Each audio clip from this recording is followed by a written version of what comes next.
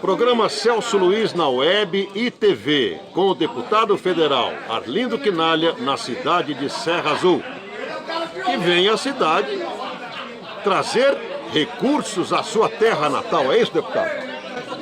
Além de rever os amigos, você é um deles. Obrigado. É evidentemente que a gente está sempre a trabalho. Mesmo quando a gente tem um componente, eu diria, afetivo pela amizade, ainda mais aqui em Serra Azul. Perfeito. Você é testemunha que eu encontrei pessoas aqui que me conheceram quando eu ainda era muito criança, na verdade bebê, e aqui eu revejo os amigos, sempre é uma alegria. Agora, do ponto de vista da política, é claro que o mandato de deputado federal vai muito além de conseguir verba. O deputado federal vota, por exemplo, a favor ou contra a reforma da Previdência, eu votei contra, a reforma trabalhista, eu votei contra. Então, mesmo quando a gente é derrotado, agora, por exemplo, está na pauta a chamada reforma administrativa, e os servidores públicos já perceberam que podem ser duramente castigados, principalmente os servidores que ganham menos, a elite do funcionalismo, notadamente Judiciário, Ministério Público, etc., estão ficando fora. Enfim, então são temas que determinam a qualidade de vida de qualquer um de nós, a minha também. Então a política para gerar emprego, se tem, se não tem. Agora com a pandemia da Covid, então, por exemplo, o auxílio emergencial, agora é muito pequeno, é de 100 a 350 reais, recebe 350, a chamada família monoparental, e quando a mulher é sozinha, cuida da família, enfim, são muitos problemas. Muitos problemas. Então, assim, a contribuição de recursos é o orçamento da União. O que se fala é emenda, é o seguinte, então você tem ali, na hora que é aprovado o orçamento, o papel do legislativo é estabelecer limites para o executivo. Quem, de fato, executa o orçamento é o governo federal. E aí, ao longo de muitos anos, nós temos, obviamente, ajudado a cidade. Por, eu diria, absoluta convicção e compromisso. Claro, a cidade natal da gente. Agora, mais recentemente, no ano passado, eu vim aqui fazer uma visita na cidade. Então, a inundação havia destruído muros, Verdade. derrubado casa.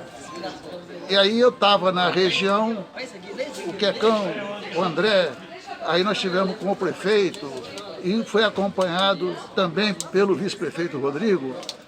E aí nós colocamos 100 mil de forma emergencial, imediata, para cuidar daquilo que era todo o prejuízo e toda a dificuldade das pessoas viverem nas suas casas, enfim, depois daquela enchente. E foi mais 300 mil para a área da saúde, infraestrutura, enfim. E este ano, primeiro, o hospital, o novo hospital, nós conseguimos a verba para construir o hospital integral. E ao longo dos anos, ele agora está pronto, mas faltava equipamento. Então a gente deu esse empurrão final para o hospital funcionar da maneira que todo mundo quer, inclusive eu, né? Bem. Então é isso. Isso não começou agora e nem termina agora. Né? Perfeito.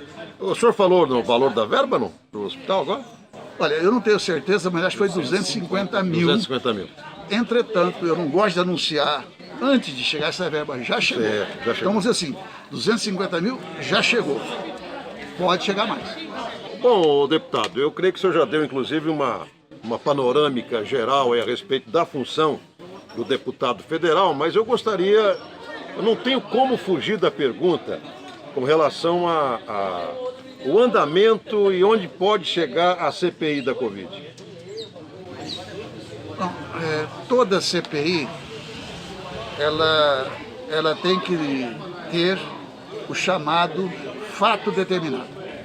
Então a CPI ela tem que cumprir com aquilo que é o fato determinado. Então, qual é o fato determinado da chamada CPI da Covid?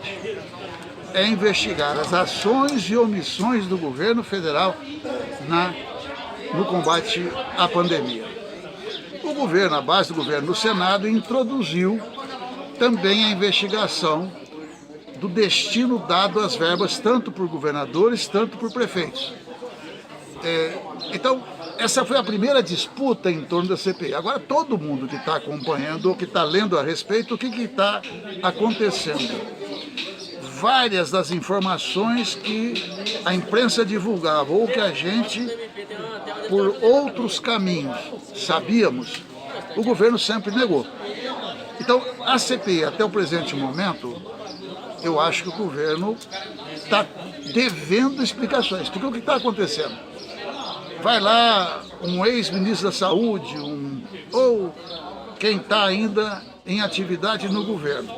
Todo mundo sabia que a Pfizer tentou vender vacina para o Brasil. Hoje o que está provado? O governo Bolsonaro ignorou 81 e-mails da Pfizer oferecendo uma ótima vacina, que é a vacina da Pfizer. Inclusive pela metade do preço? Sim. Do mercado internacional. Exatamente. Bom, o Brasil poderia ter comprado vacina e aplicado uma pequena parcela no final de 2020. E a previsão era que até março deste ano, quando a pandemia explodiu, teria sido entregue 4,5 milhões de doses. Resolve o problema? Não, mas era um bom começo. Porque quem tivesse tomado essa vacina, quantos que não tomaram e morreram? Segundo ponto, houve a coordenação da Organização Mundial da Saúde do chamado, de um consórcio para compra de vacinas. É o chamado Facility COVAX. Pois bem, o Brasil poderia, ele teve a oportunidade, como outros países, de comprar o correspondente em doses para vacinar a metade da população brasileira, 50%. 100 milhões é a metade, um pouco mais da população, da nossa população atualmente. Portanto, estava assegurado, caso o Brasil tivesse essa decisão, comprar um pouco mais de 200 milhões de doses. Praticamente a população toda, né? Claro, claro. Bom, aí o que ocorreu? Durante todo o primeiro semestre, isso estava sendo negociado. O governo brasileiro ignorou, não participou sequer das reuniões. Chegou em agosto. Talvez tenha até agido no sentido de barrar alguma negociação. Não, no final eu quero falar a respeito. Perfeito. Aí, bem, chegou em agosto, decidiram, ao invés de comprar a metade, o correspondente em doses, para metade da população brasileira, ou seja, 200 milhões de doses, para arredondar, comprou o correspondente a 10% da população brasileira, 5 vezes menos. Então, ao invés de comprar 200 milhões de doses, comprou 40 milhões. Então, se a gente for somando, aí também tem a história da Coronavac, que o governo federal atuou e pôs dificuldades para ver a compra. Segundo o depoimento do presidente do Butantan, o Dr. Covas. Dr. Dimas, né? Dimas Covas. Dimas Covas.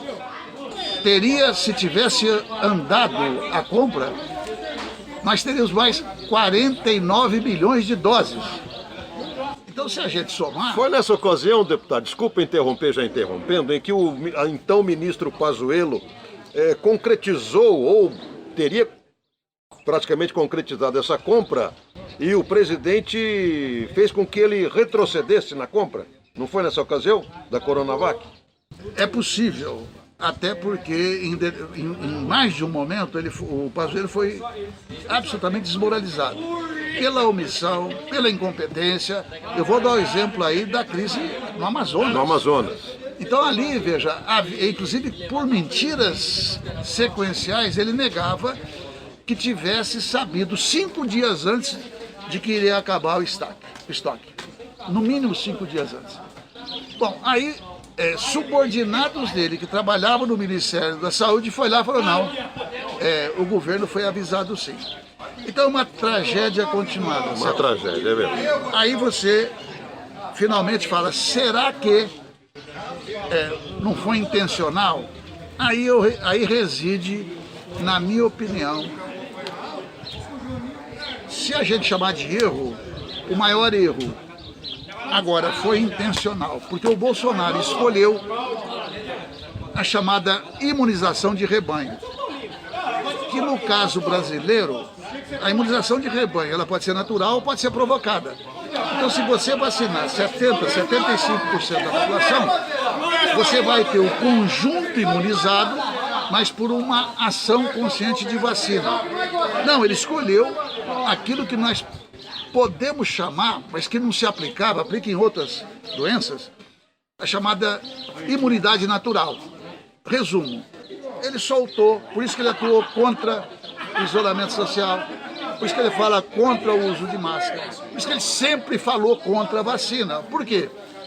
A tese louca dele, irresponsável dele, criminosa dele, e aplicou, é que deixa as pessoas se contaminarem, que no final teremos a imunidade. Agora, o resultado está em meio milhão, em 500 milhões de mortos. Centenas de milhares de mortos. Há estudos que demonstram o seguinte, que de cada 4 mortos, se o caminho tivesse sido outro, 3 mortes seriam evitadas. 3 mortes.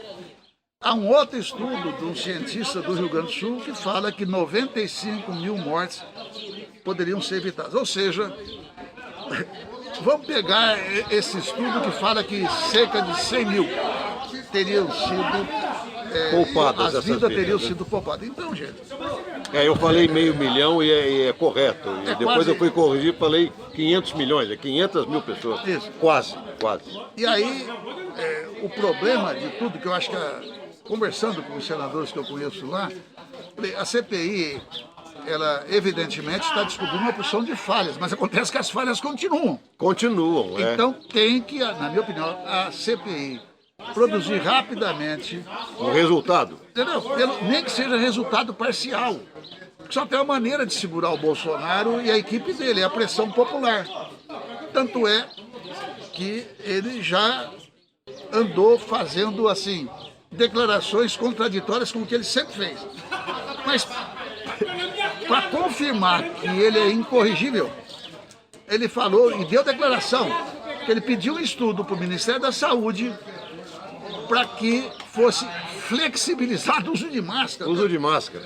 Alguém no Brasil de fato acredita que não usar máscara é bom para a saúde nessa altura? Você sabe, tem religioso, você é um homem religioso, você, a sua esposa e tudo. Mas tem religioso que defende abrir a igreja para os fiéis irem lá. E negam, portanto, o risco. Mas vai tomar a vacina em Miami. Fotografado, todo mundo sabe quem foi. Mas não é um só, não. Quer dizer, então o interesse econômico, às vezes, vai além do absurdo. Além do absurdo. Então... Bom, deputado Arlindo Quinalha, eu queria agradecer imensamente a vossa participação no nosso programa, que vai em canal regional, aqui em Ribeirão Preto e na internet para o mundo todo. Ele é apresentado durante uma semana, mas com certeza eu vou repeti-lo. Tomara que seja útil e essa é a nossa intenção. Porque quando alguém diz é disputa política, é melhor refletir o seguinte. Ao tentar caracterizar que é apenas a disputa política pode existir num regime democrático, é bom que exista, mas neste caso as pessoas têm que refletir e tentar entender onde é que está a verdade. Então a minha intenção é apresentar aquilo que a CPI está provando. Não é nada mais, nada menos que isso. Mais uma vez, muito obrigado. Eu agradeço.